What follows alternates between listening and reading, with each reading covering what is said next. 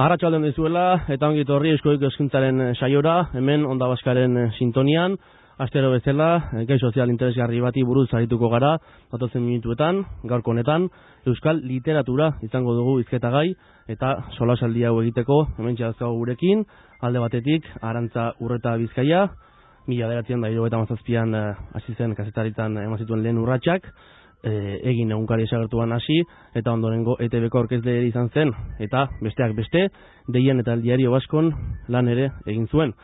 Zergatik Panpos izan du eleberririk arrakastatsuena, eta geroztik hainbat novela eta liburu ere idatzi ditu, azken aurrekoa Koaderno Gorria, eta idatzi duen azkena, idatzi berri duena, Hiru Mariak. Arratsaldeon, Arantza. Arratsaldeon. Eta beste alde batetik, hemen txako gurekin, Ur Apalategi, zuzenbidean eta letra frantsesetan lizentzia duna, eta Euskal Filologian doktore, Euskal Literaturako irakasle titularra da Paueko Unibertsitatean, 1917ko Beterri saria lortu zuen Gauak eta Hiriak eleberriagatik, 2004an gure gauzak esean novelaren egilea izan zen, eta arlo akademikoari dagokionez, Pariseko Lamaktan argitaletxeak 2000 urtean argitaratu zuen lana izan zen Lekriban Bask, ezagit ondo esaten du bat, baina bueno, Euskal idazlearen sorrera, ikerlanaren egilea izan zen, eta Utruzke Baskonia argitaletxearen baitan kritika literarioa izeneko saila zuzentzen du, eta baita egunero irakurtzen delako literatur sailaren kudeaketaren esku ere hartzen du. Arratsaldeon, Ur? Arratsaldeon. Beste gauza, hemen idazlea esatea egin izan nahikoa, baina ikusi zue gaurko hizketalarien kurrikuluma luze xamarra dela, luzeagoa zen gauza esan egitazke, baina betira, horrekin nahikoa. Jakin ezin nahi dizuegu, Eusko Ikaskuntzaren literatur sailak, Euskal Herriko Unibertsitateko laguntzarekin, gaurko Euskal Narratiba hitzaldi ziklo antolatu duela, Gasteizko Euskal Herriko Unibertsitateko letren fakultatean, dagoeneko Karmele Jaio eta Miren Agur Meabek eman dituzte euren hitzaldiak, eta urrengoak, hain zuzen ere, Arantza Urreta Bizkaia eta Ur Apalategirenak izango dira, Arantzarena apirilaren 6an, eta Ur Apalategirena maiatzaren 5ean. Hitzaldi ziklo honen helburu nagusia, gaur egungo euskal narratiban ageri diren ahots berrien ezagutza edatzea da. Tira, itzen ezagun pixka bat, hitzaldi ziklo honen inguruan.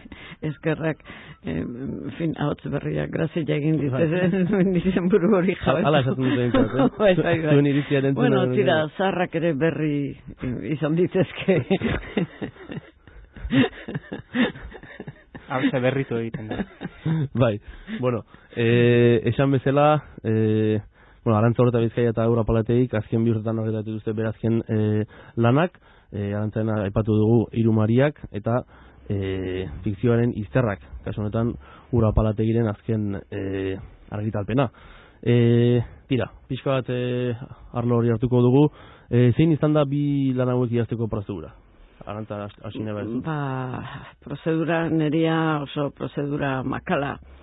Esan nahi dut, 10 urte edo ibili naiz novela honekin bueltakanik, esan dezun bezala, kazetari bezala egiten den lana, eta horrek ez dit idazteko denbora asko usten, besteak beste, nik literatura egiteko baldintza berezi batzuk behar ditu dalako. Esan nahi dut, 2 ordu libre ditut, eta baldin baditut, esan nahi dut, 2 ordu libre horietan bagian idatzi dezaket egunkari bateko artikulua, edo agian zainduko ditut nire landareak, edo lavadora jarriko dut. Baina literaturan murgiltzeko arila harrapatzen dudanerako bukatu behar baldin badet ezin merezi. Gero gainera, ni ez naiz lanerako bakarrik bizi. Uste dut, dizente langilea naizela gure amazanak hori asko aintzat hartzen zuen langilea izatietan, langilea naiz.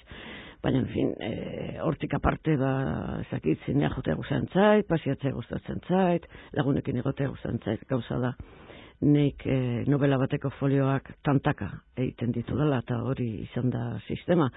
Justu, oain dela urte bete, oain dela pixka bat geixioa gilean, hain zuzen lan profesionala jetxi egin zitzaidan, gauza hauek ditu ofizionek, eta horrek utzi zian tartea novela bukatzeko. hori gertatu izan ez balitz, lan profesionalarekin lehengo mailan jarraitu izan banu, gila dikan ez nuke bukatuko. Novela, pozik nago, pozik ez dagoena kontu korrontea da, baina hori bere problema da, ez da nerea, nere prozedura tantaka ebiltzea da. Numara asko behar da, ez? Neretzat baina badira idazleak, beste modu batekoak, nik ezagutzen ditut. Ez dakit nola esan, atakeak emanda, ordenadore aurrian jarri eta 20 folio botako dituztenak. Nik 20 folio egiteko hilabete behar dut, baina beste batzuk ordu pare batean egiten dute, nork bere sistema. Kasunetan urra palategiena zin da? Bai, nahiko identifikatu naiz, Arantzak deskribatu duenarekin, egia esan ni ez naiz eta autu bat izan da hasieratik, nire ibilbidearen hasieratik, ez naiz profesionala eta ez dut izan nahi ere eta ez naiz ofiziokoa ez da ere, hau da, niretzat idaztea ez da egin behar bat edo nire buruari inposatzen diodan gauza bat. Beti aldarrikatzen dut kontu hau, ez dut idazle naizelako, idatzi dudalako naiz idazle, ezta? Eta, liburu honekin gertatu zaidana da, urte zenbait pasa direla aurreko liburutik, oso geldoa naiz, urte batzuk pasatzen uzten ditut liburu batetik bestera, eta pixkanaka ez idaztearen frustrazioa handiagoa bihurtu da beste gauzak baino. Eta orduan dei egin dit, liburu horrek barrutik, eta gero ja konkretuki nola idazten den, pixka bat Arantzak deskribatu duen bezala, tarteak lapurtuz bizitzari, naiz eta noski bizitzaren parte den idaztea ere, eta oso esperientzia gozagarria izan daiteke. Baina hori, tarteak lapurtuz konkretuki lanari, beste zeregin askotan nagoelako sartuta, eta baita familiari ere, hau izan da berbada liburu honen gauza berezienetako bat niretzat, eta da sekreturik handienean idatzi dudala, eta gezur desente esanez bereziki emazteari, ez diot aitortu liburua bukatu dudan arte idatzi dudanik, eta ez du jakin ere orduan. Zergatik hori? Ez, banekielako jakiten bazuen nire oldarra geldituko zitzaidala, eta nahiago nuen joan nire esfortzuaren bururaino eta egindakoan aitortu, ze noski huts bat da, ezta? Ze lapurtu diodan denbora da, azken finean berak etxean lanean pasa duen denbora, esan beharra dago, ezen aitorgarria. Bitu, nik kontrako bidea egin dut zentzu honetan. Ni hasi nintzanean niretzat idaztea zen gauza raro bat, eta ere bat klandestinoa. Enuen sekula, bestakit, nik lehenengo gauza argitratu nuenean, nire mutilak ere etzekin, zukoain esaten dezun moduan. Gero, pixka bat garrantziak endu diot kontuari, edo lasaitu egin naiz ezakitu hain, etxean bazekiten nobelarekin egin itzala, eta tarteka, libratzen nun goiz bat, eta esaten nun goizean, goizan libre dut, hau egingo dut, hori bai. Zertan hain nitzan baina literaturak nire eguneroko bizitzan ez du presentziarikan. Esan nahi dut, gure semeak adibidez, uste dut ez dula sekula santan nire lerro bat irakurri, ez bada eskolak behartuta. Hori gertatzen da. Hori tokatu zaio. Idazlea dauen etxeetan. Gainera, beak ez du nahi, bere iritzerako ni naiz bere ama eta kitxo, eta niri ere ondo datorkitau, esan nahi dut, bere iritzian eri buruz behar du izan beste zerbaiten inguruan, ez nire lanaren inguruan, naztuko litzak eta bain gainera esaten diote, Balegunian unibertsitatean dago, esan zian, eskolakide batek esan dit, hasi dala irakurtzen zure liburu bat, esan jolintze konversazio, arraroa, sekula santan izan gabekoa. esan liteke ez eratera idazle zela ikusten, ez? Ez bintzat idazle horrela ofizialki, ez? Bai, baina gauza ez dago zaila da persona bat hitz batekin definitzea. Ni idazlea naiz, baina etxeko Andrea banaiz ere bai, kazetaria ere bai, liburu hau idazten bitartean alaba nintzen ere bai, baina ez naiz gure ama hiltzalako, laguna banaiz ere bai, gauza asko naiz, ez idazlea bakarrik. Malde horretatik, bai, zera, nik esango nukena da, idazle, biztan da idazle konsideratzen dudala neburua, baina nerezat azken urteotan asko zabaldu den ideia bat da, eta bereziki hemen Euskal Herrian, eta hori esplika daiteke gure iragana ikusita eta ze pobrea izan den, ez, gure literaturgintza eta bar. Zabaldu den ideia da idazle izatea dela idazle profesionala izatea. Nik uste dut hori dela zentzuri gabeko ideia bat. Literaturaren historia begiratzen baduzu unibertsala, ez Euskal Herrikoa, unibertsala, eta izenik potoloenak hartzen bali maituzu, aurki ezazu klasiko handienen artean gaurko idazle profesionalaren figurarekin bat datozen idazleak eta gutxi aurkituko dituzu. Osea, idazle gehienak obra klasiko handienak garrantzitsuenak idatzi dituztenak ez ziren idazle profesional gaur egun ulertzen den moduan. Hau da, gaur egun nola ulertzen da idazle profesionalaren kontu hau edo idazlearena, ze ja ematen du gauza bera dela. Gaur egun ulertzen da, urtean behin liburu bat argitaratzen duen tipoa eta hortik bizi dena diru aldetik eta bar, eta etengabe edabideetan dagoena. Nik miresten ditudan idazle handienak eta gehienak ez ziren horrelakoak. Idazle izateko modu asko daude. Baina nik uste dut gure artean ez dakit oker nagonala ez, baina gure artean ez dirala izango dozen erdia literaturatik bizi diranak. Ez. Agian ez dago bakarra ere. Bakarrik idatziz bizi dana. Gero idazkera literarioaren inguruan beste lan batzuk egiten dituztenak bai. Edo eskolak eman ontakoak edo hartakoak, edo gidoigile gixalan egin Euskal Telebistan, edo kazetaritza, edo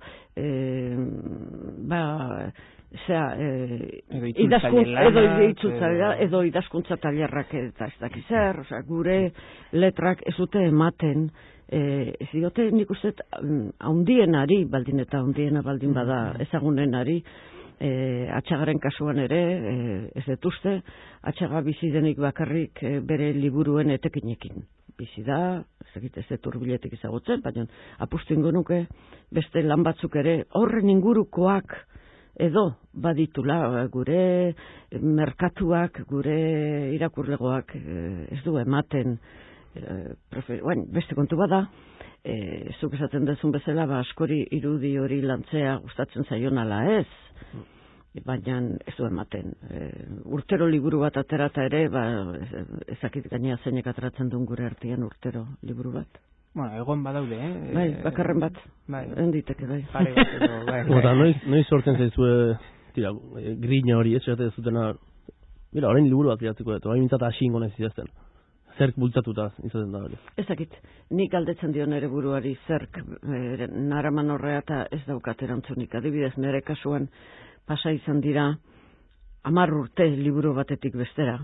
Orduan horrek, frogatu dit, primeran bizi nintekela idatzi gabe, eta zuk esaten dezun grina hori sumatu gabe ere, bizitzak badu, niretzat nahiko gauza horren, baina alako batean, ezakit da grina eskutu bat, ezakit zer dan, nik ezakit zer dan. Nik pentsatzen dut, liburu bat idaztean ere kasuan mentzat da, amets bat izatea bezala. Nik amets bat daukat eta amets hori liburu hori da, baina amets horrek zer esan nahi duen jakiteko psikiatra bat behar da. Zuk ametsak ezin dituzu zer horrek interpretatu. Kanpotik interpretatu beharko lukete zerk naraman hortara, ez dakit. Halako batean gogoa daukat eta sentitzen dut harrapatu dudala kontakizun bat edo historia bat edo pertsonai batzuk luzaroan nere aldamenean egon daitezkenak, ze iruditzen bazait aspertuko naizela ez dakit, urtebeteren buruan, orduan alperrik zatik nola barrurteko zatzen zaidan liburu bakoitza egitea. Nik ezin dizut erantzun hori, ez dakit zer dan. Bai, nire kasuan nire antzekoa esango nuke zera grina hori edo ez dela automatikoa, ez sistematikoa, eta ez dakit itzuliko zaidan ere, eta nik ez dut zine egiten jarraituko dudala liburuak egiteratzen auskalo. Uste dut, bueno, biztan da, lehenik idazle izan aurretik eta oinarrian irakurzale naiz. Eta hala definitzen naiz batez ere irakurzale gisa, eta literatura nik beharrezkoa dut nire eguneroko bizitzan, irakurtzeko. Nik behar dut eta egunero irakurtzen dut, hori bai. Hori gabe zaila litzaidake, bizitza aspergarria egingo litzaidake, literaturari gabe. Literatura diodanean gainera zentzurik zabalenean izan daiteke liburu filosofiko bat, edo ikerketa soziologiko bat, edo zergaitik ez telebista bera ere, hau da, esan fikzioa, edo gogoeta, edo nik horren beharra dut, bizitzeko. Eta gero beste gauza bada, norberak produzitzeko daukan gogoa, edo hori ja, nire kasuan mintzat, ni ez naiz idazten jartzen, ariketa etortzen zaidan arte, benetan eskuartera gai bat, edo ideia bat, edo... Iazten jaten zaret eta orduan, esan, hori buruz idatziko dut, edo zerbait burua etorrita esatezu, hori buruz idazzi barren. Bai, bigarrena, dudari gabe. Osa, nik benetan, azten naizenean sentitzen, badagoela liburu bat horra irean, harrapa dezakedana, eta benetan gogoa ematen didana, saiatzen naiz harrapatzen, baina aurretik izan behar dut liburu horren intuizioa edo ideia. Bai, ezagit, nik uste dut historia gehienak nik inguruan harrapatzen ditu dela. Bizitzak jartzeizkizu bidean da, esaten dezu betu hemen novela bat dago. Edozin bizitzatan novela asko daude, baldinetan norbaitek idazten baditu. Edozein bizitzak askorako ematen duela, baina behar duzu, bai, hemen novela bat dago, baina ez den nik egingo novela hori. Baina batzutan badira historia batzuk gelditzen zaizkizunak barruan, temateizula, noa hemen zerbaiten bila.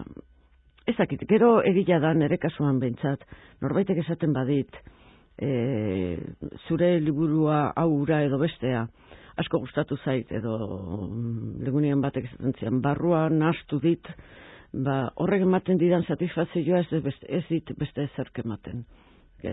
Satisfazio horren bila ere idazten dut. Dudari gabe.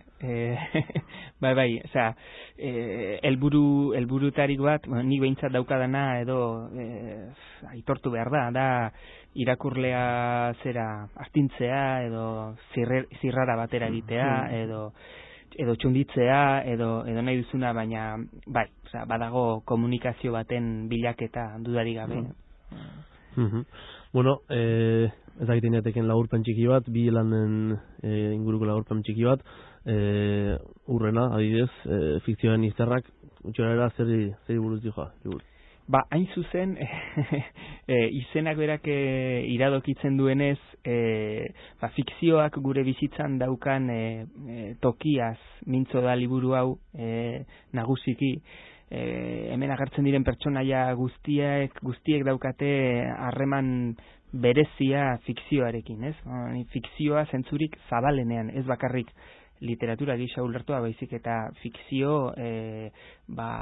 egunero bizitzen laguntzen diguten fikzio ez ari naiz, hau da, adibidez, bikotea bera, ez? Bikotea fikzio gisa ulertzen dut, bi pertsonak elkarrekin eraikitzen duten fikzio bat, eta itun bat bezala da, ez? Zuk sinesten duzu fikzio honetan, eta nik ere sinesten dut, eta hori da bikotea, ez?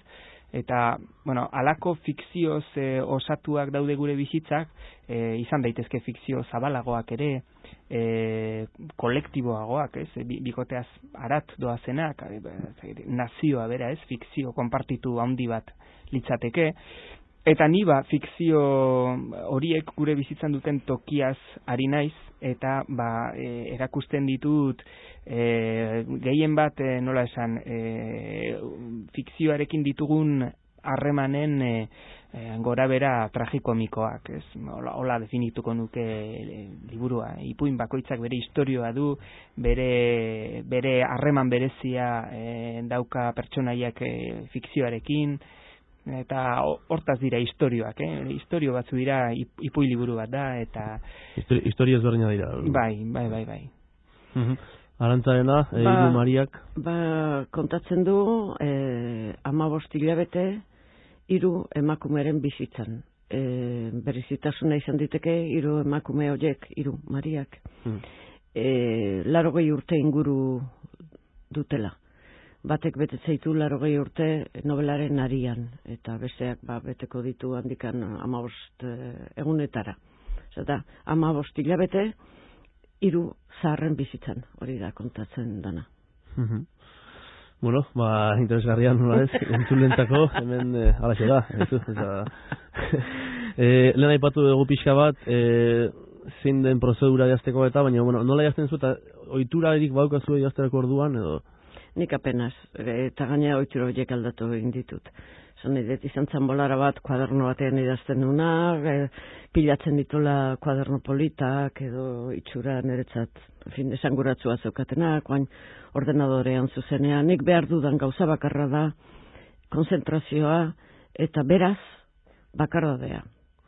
Bakardadea esan nahi du, ordenadorean nagonean, etzaidala inoretorriko esaten ama, edo txiki, ez, bakardade hori, horregatik errazago zait batzutan, ohar batzuk hartuta taberna batean etxean baino, ze tabernan zarata dago, baino zarata horrek nerekin zer ikusterik ez dauka, etzait inor etorriko ez erresatera, bakarrik nago. Baina zaila behar du balar ez? Ez, redakzio batean lan... Segun olako musika den baita ere. Berdin da, redakzio batean lan egin baldin badezu, egunkari batean lan egin baldin badezu, ikasi dezu seguru abstrakzio bat egiten, eta zarata hori ez da zurea, ez du zer ikusterik zurekin. Nik behar dut konzentrazio hori, hor beste maniarik ez daukat, ordenagailuan idazten dut, dana eta gero oharrak bai, tira, idea bat daukazunean edo zen paper muturrean apuntatu, gero erabiltzeko, baina ez detola, ez daukat, ez zer eran, ez zer jantzi, badira, asko olako mania dituztenak, nik ez, nik hori baina rupestreagoa naizela uste dut. Nire gazuan ere, antzekoa behar bada zera egia da ordenagailuaren agerpenak gure bizitzetan gauzak asko aldatu dituela. Nik ere izan nuen erresistentzia moduko bat ordenagailuarekiko, ez? Astapenean, aurreko eleberriarekin konkretuki gure gauzak ezearekin izan nuen eskuizkribuaren fetitxismoa edo, eta orduan ordenagailua ez nuen erabili azken faser arte, hau da, ja idatzia neukanean kopiatu egin nuen aldatu ordenagailura, eta orduan berrirakurketa, orrazketa, zuzenketa fase bat izan zen, baina lehenengo bertsioa edo izan zen eskuizkribu luze bat, nik A4 formatuko horri txuriak erabiltzen dituen karpeta batean sartzen dituena, eta etxean ditut, eta lehenengo nobelarekin Gauak eta Hiriakekin ere hala izan zen. Baina azken liburu honekin gertatu zaidana da, ordenagailura pasan naizela, eta zuzenean hasi naizela ordenagailuarekin idazten.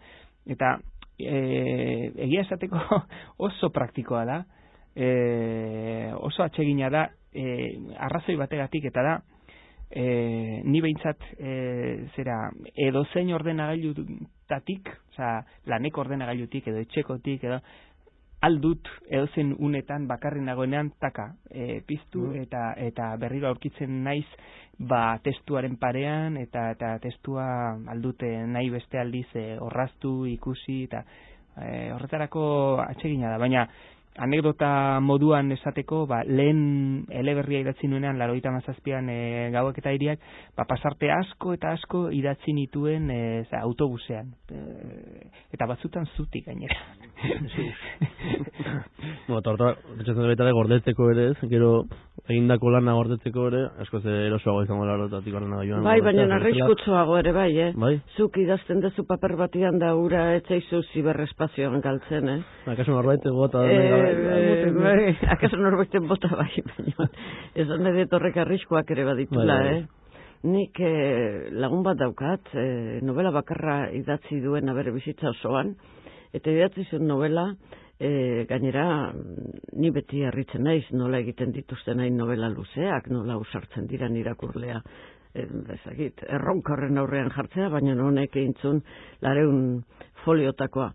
Eta bazera mala novela argitaletxera, autoan sartzeakoan deskuidatu zen, dautzizun autoaren gainean, autoa martxan jarri zuen, eta novela zilipurdikan juntzan, galduzun guztiz, eta ez du besterik idatzi, nunbait, alako batian gaindutuko du trauma hori, esan ere papera ere galdu ditekela, baina ordenadoreak maltzurrak dira, Hori alukeria galanta da, hori gertatu da, ez? Bai, gertatzen omen da, esan ere papera fisikoagoa da, bestea ez dago inun, eta niri horrek novelan hontan etzai gertatu, baina askotan gertatu izan zait gauza bat galtzea, eta ez da posible, nun baitian egon behar du, ez dago inun. Bueno, nik ordenagailuan egia ezateko kopiak biderkatzen ditut, duplikatuta. Badakit hori egin behar dela seguru egoteko, baina nik ez eta egiten apenas. Bueno, hortaz aparte, kuriosia ezela, bakazue gau ez idazteko iturarik, egunez, berdin zaizue, momentuaren arabera izaten da. Nik gau ez lo besterik ezin dut egin, ez. Jende asko gau ez badakit, romantikoagoa da, baina niretzat emankorragoa da goizeko 5 jaikitzea, gaueko 11 lanian jardutea baino. Ni berdintxu, ez gaua lo egiteko. Bai. Eta bueno, pentsatzen dut gainera, aurrak dituzunean hori bihurtzen dela, besteko kontu bat. Baina ez edozein ordutan salbu gauez.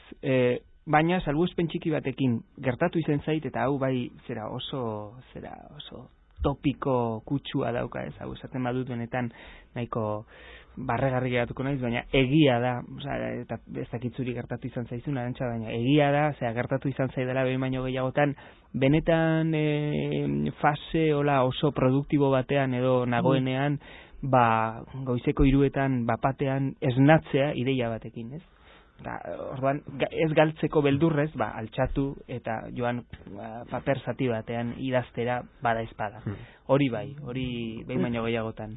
Niretzait horrelakorik gertatu nire gizona aktorea da, eta orduan basieran elkarri ezagutu genunean, eta galdezkazu nola itezu, ez dakizer, eta berak paper bat prestatu behar zuenean, oaindikan ere, obsesionatzen da, eta orduan galdetzen zian, zuetzea obsesionatzen zu, etzaitue personaiak persegitzen, dezu, Ni noa haien atzetik, ez haiek nire atzetik, ez. Nik joan behar deta haien atzetik nire kasuan. Ez datoz gauean dola nire bisiteiteak joan behar denik. Bueno, denbora ja okionez, kapazia atletik denbora jarraian egoteko kapazia bezu idazten egoteko. Ez asko, nik altxa egin behar dut, beste zerbait egin behar dut, zindet denbora askoan esan nahi dut, ordu pare bat asko dala niretzat. Bai, dena den kontua da, ordu pare bat baino gehiago eukitzea aurrean ere, ez dela erraza. Ez dela erraza. nahi nuke, baina bai, egia da, bero sentitzen naizenean, edo, ez dut ikusten denbora pasatzen, eta egon naiteke bai 2 edo 3 ordu ohartu gabe, baina hori, kontua da noiz euki. Segunda zelan klase da nere bai, nik joan dan urtean, oantxe, aste santuan, lortu nitun 5 egun libre, eta utzi ziaten hementxe inguruan, Donostiko Alde Zarrean ganbara bat, eta jonitzen bakarrik ordurako neukan material guztiarekin 5 egun, eta etxean esan nien, zorionez etxe horrek etzun telefonorik, mugikorra bakarrik, eta esan nien ez deitu, baldin eta etxea sutan ez badago, edo norbait hiltzorian ez badago, ez deituko denik, eta horre honitzen 5 egun, ez 24 ordu, baina bai, gainera etxeak etzukan telebistarik, ez telefonorik, ez irratirik, propio egina bezala zan, da horre honitzen hortara novela guztia buruan sartu arte. Baina tarteka ateratzen itzan, pase barriari buelta maten nion, bai. Bestela erdo hilbiten da. Nik zindet luzerban. Normala. Tira, euskal literatura izango dugu pixka bat, orokorrean, ez dakit zegoera daukan, zegoera ikusten diozun entxeotan, ze panorama euskal literaturari. Nik oso hona egila zen, ez dakit urrezko aroa dan, baina zilarrezkoa bai behintzat. Oain gertatzen zaigu, sekula santan gure historian gertatu ez den gauza bat, baino gehiago. Adibidez, irakurlego bat daukagu. Irakurlego eskolatua. Ni hasi nitzanean horrelakorik etzegon. Irakurlego gorpuztua. Irakurle klubak daude sakabanatuta Euskal Herri ia osoan.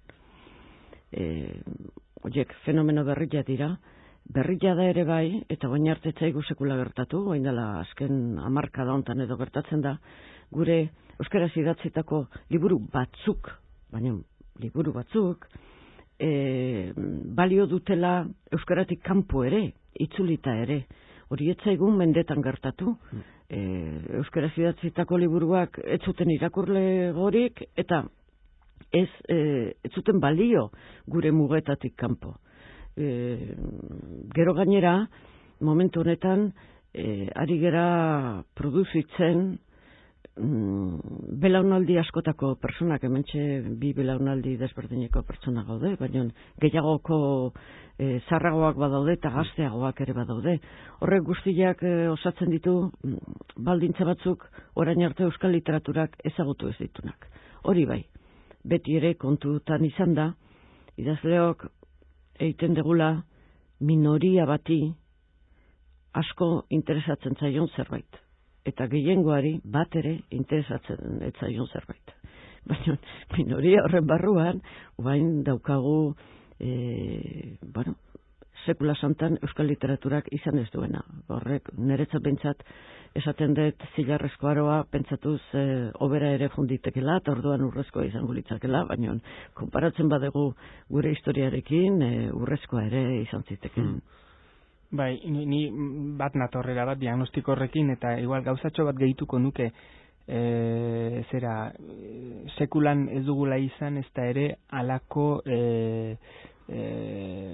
nola esan, produkzio kritikoa, esan nahi dut, kritika literarioa inoiz baino indartsuago dago Euskal Herrian, eta gainera maila guztietakoa, garai batean kazetaritzan bakarrik aurkitzen bali mazen gaur egun unibertsitatearen esparruan aurki daiteke, edo blogosferan, edo beste hainbat tokitan, eta hori ere gauza harrigarria da. Hau da, benetan gaur egun euskal literatura ez da bakarrik irakurleen gana iristen, baizik eta irakurleak feedbacka itzultzen dio idazleari, eta benetako eztabaida bat sortu daiteke sortzaile eta hartzaileen artean, eta nik uste dut hori izugarri onuragarria dela denontzat.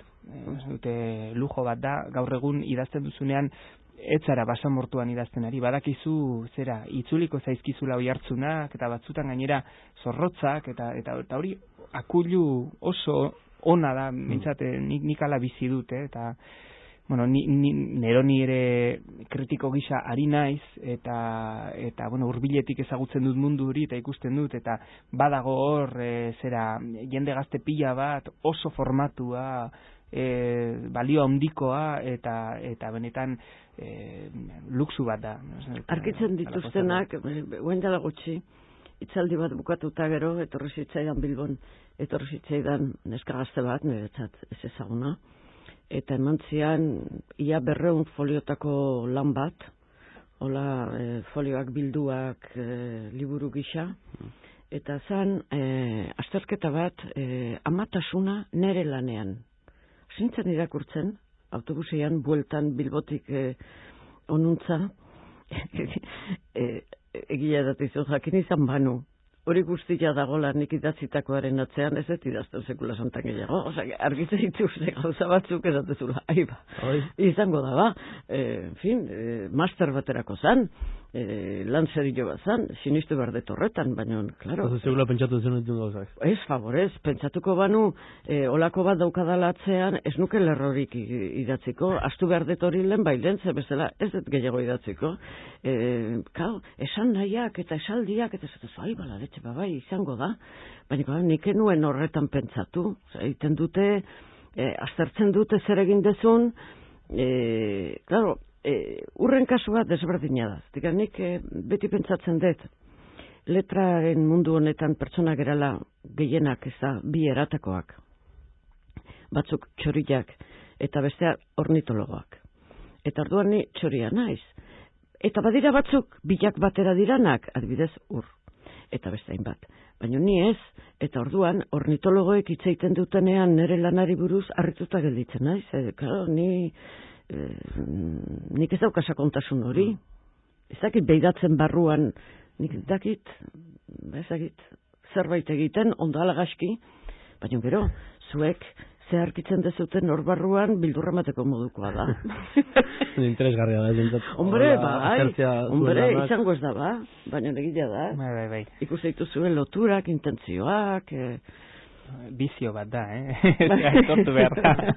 Ez da oso sanoa.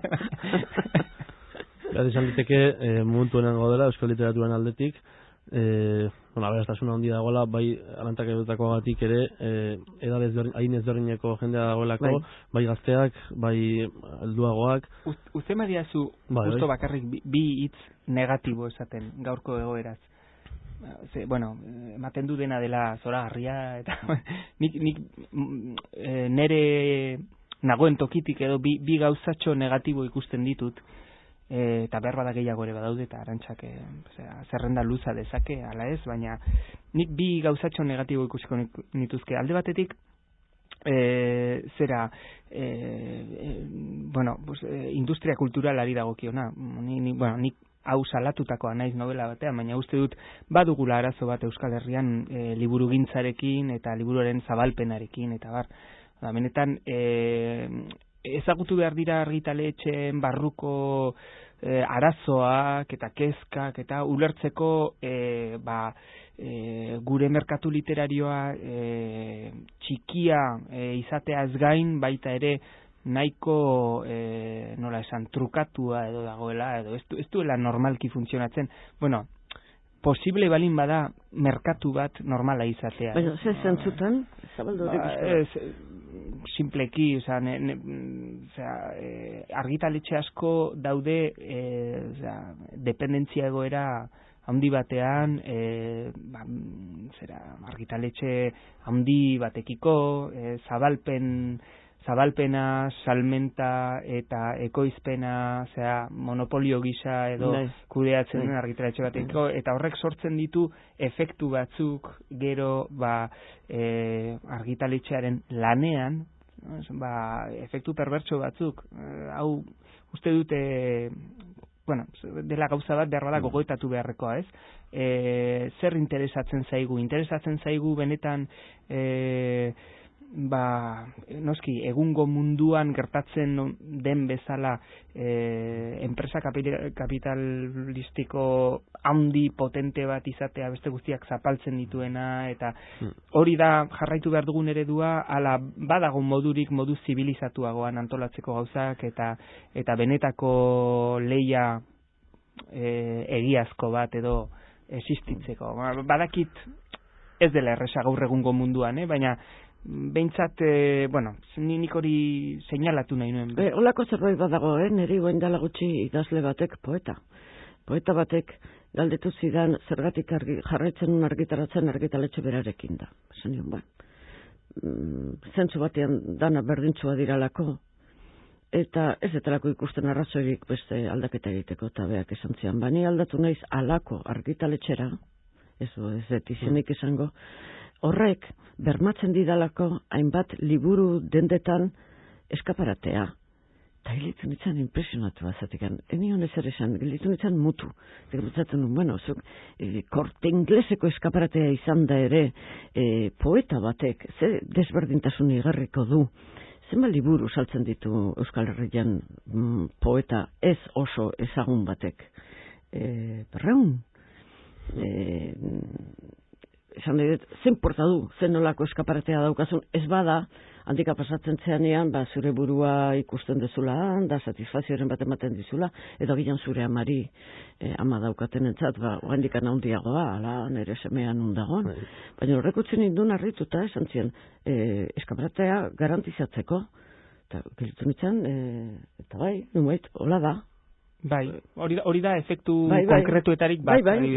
Garbi dago argitaletxe batzuekin ziurtatua daukazula eskaparatea, eta beste batzuekin ezinezkoa dela. Hala, omen da, ez, nik ez nuen igarri, ni extraterrestrea naiz gauza hauetan.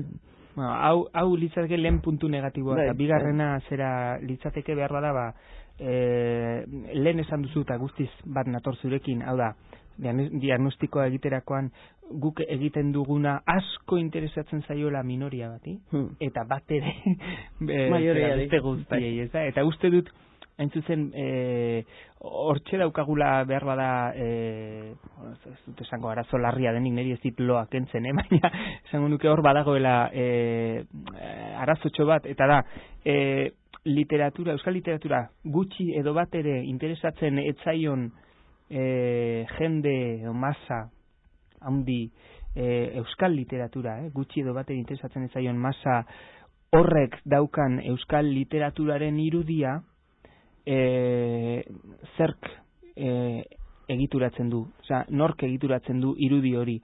Garbi dago, euskal literatura dela zela interesatzen, literatura orokorrean. Ez, euskal literatura. Orokorrean literatura ez zaio maioriari interesatzen, baina literatura interesatzen zaio nahin bati, ez zaio euskal literatura interesatzen, hori esan nahi dezu.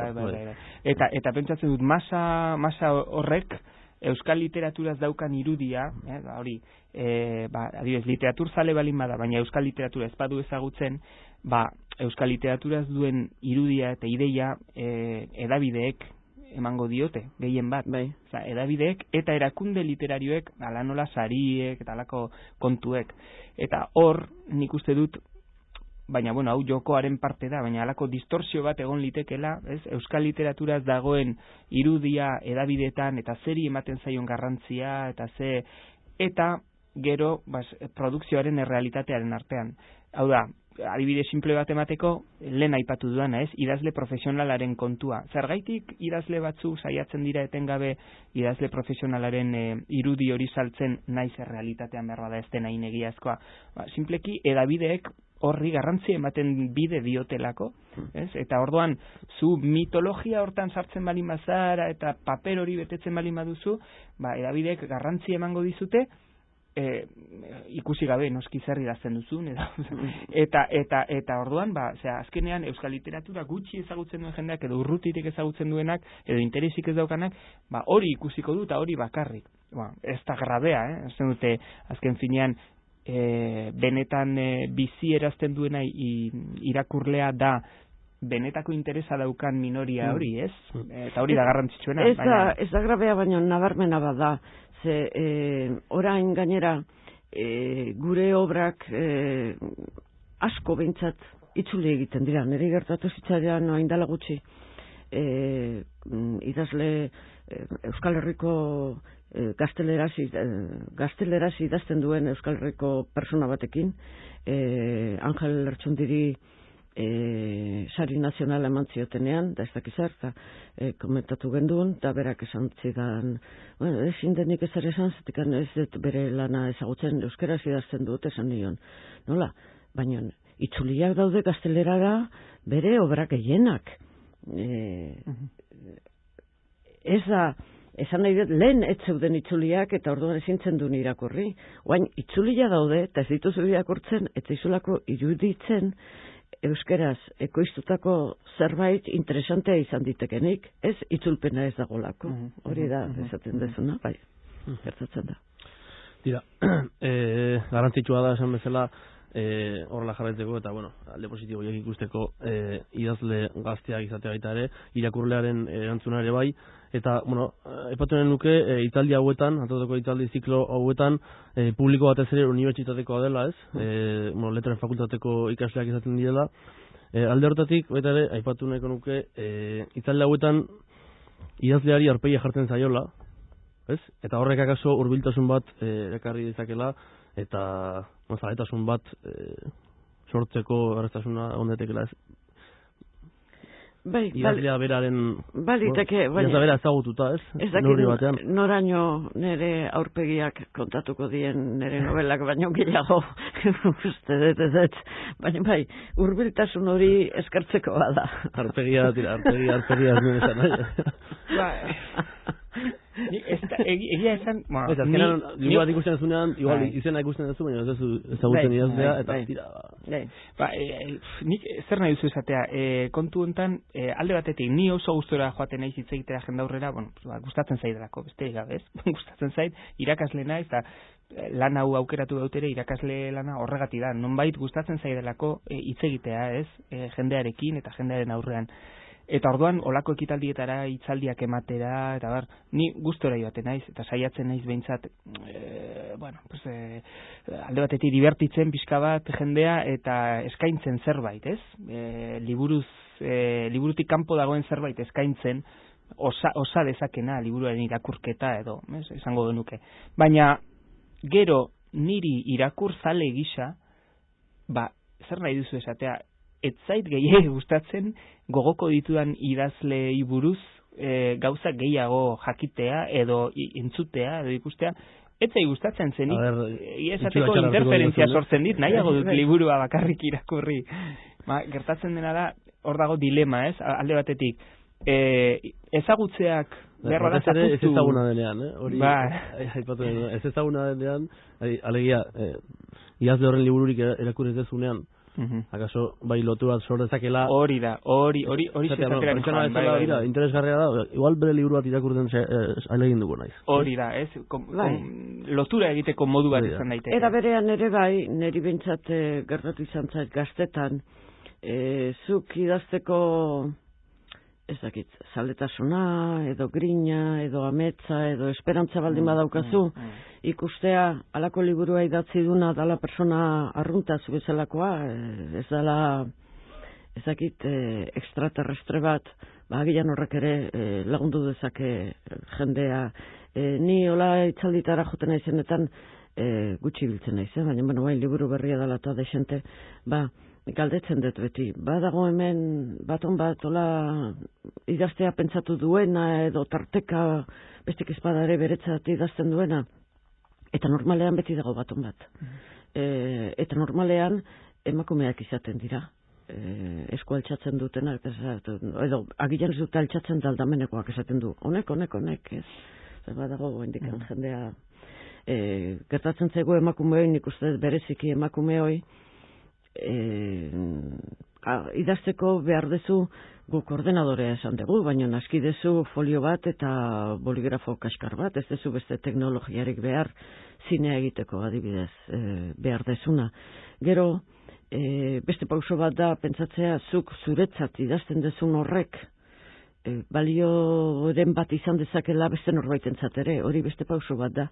Emakumeoi normalean kosta iten zaiguna ematea. Gizonak aixago, erraixago pentsatzen dute berari balio dionak balioko diola beste norbaiti. Hala izaten da? Bentzen nire esperientzia nola da. Gero, jendaurreko kontu hoiei buruz ere aurten gertatu zaidan gauza bat datorkit burura, eta horregaitik esaten dut, ez duela oso garbi ikusten askotan enkontru hauen arrazoia edo izateko arrazoia, Biarritzen izan nintzen zinema festivalaren karietara, Hego Amerikako zinema festivala da, eta ni idazle famatu bat zegoen Hego Amerikarra, izenik ez dut esango, eta bat zegoen ere euskal idazle bat, eta biak zeuden gonbidatuta mai inguru batean parte hartzera, eta ni handengoen euskal idazlearen itzulpena egiteko frantsesez. oso gustora joan nintzen, dizkidea nuen, eta niretzat parada zen ere ezagutzeko beste idazle famatura, eta bueno, ikusi nuenakan gertatu zenak eszenak berak, ia esan, nazka eman zidan zean 200 bat pertsona edo gehiago elkartu ziren, asko da, zera ikusteko mai ingurua, eta Ego Amerikar idazle honen esaldi bakoitza ia, benetan, ez dut karikaturarik egiten, ia esaldi bakoitza txalotzen zuten, edo barrez lehertzen ziren, edo, bueno, ematen zen telebistako show bat, parre grabatuekin, edo, sistematikoa zen. Eta euskal idazlea ez zuten ez ezagutzen, bueno, naiz eta oso gauza interesgarriak izan, eta antzegoen beraien aurrean, bueno, ez zegoen erreakziorik.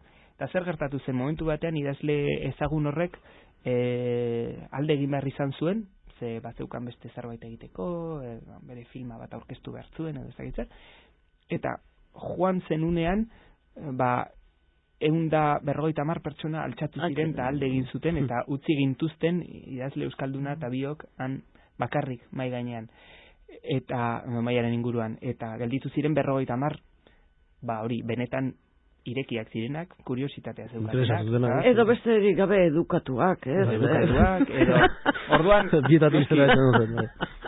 zer da hori, zerta, Bueno, denbora gabe egiten ari Bixanaka, azken gauza bat aipatu nahi nuke, askok novela eta ipuñaren arteko ezberdintasun horretan ez, ipuñak bigarren mailako literatura zahartzen dituzte, zuzagitzu nola ikusten zuten hauzi hori. Ez dago bigarren mailako literaturarik, dago literatura ona, txarra eta erdipurdikoa. Baina hori ez da neurtzen ez luzeraren, ez pixuaren arabera. Novela luze bat izan diteke literatura txarra eta folio bateko novela txarra bat, ipuinen bat, ipun txarra bat. Ni ez nator bat zatiketa horrekin.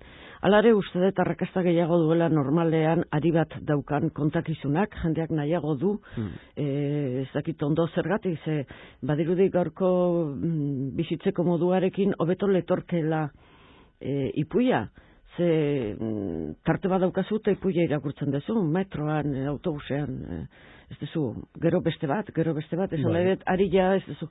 Alare, nik uste dut arrakastak gehiago dutela, baina horrek ez ditu bihurtzen ez lehenengo mailako, ez bigarren mailako, behintzat Nikola ikusten dut.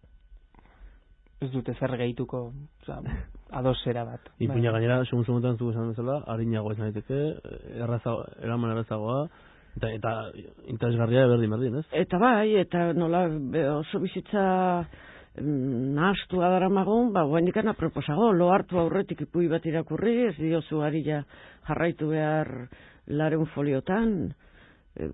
Nik nahiago novelak idatzi, baina ez maila handiago daukatelako, ez dakiz zergatik, gustatzen zaidalako. Dudari, pira, denbora egiten ari gira, eskerrik asko. Gurekin egotagatik. Eskerrik asko, zuri. Plazer bat izan da, Arantza Horreta Ezkaia, eskerrik asko, eta Ura Palategi, eskerrik asko. Bukatu baino lehen, entzulei gogorazi nahi diet, apirilaren 6an, Arantza Horreta Ezkaiaren hitzaldia izango dela, Gasteizen, eta maiatzaren 5ean, Ur Apalategirena, 2 orduak Gasteizko Euskal Herriko Unibertsitateko Letren Fakultatean izango dira, eta 10:00 aurre gaina, sarrera librera, beraz, espero guztuekin kontatzea, Tira, besterik gabe, eskerrik asko, gurekin egoteagatik, eta gogoratu atarren igandean ere, hementsi izango garela, beste gai interesgarri batekin, Eusko Ikaskuntzaren tartean, Onda Baskaren sintonian. Aste ona pasa, eta izan ongi, aio!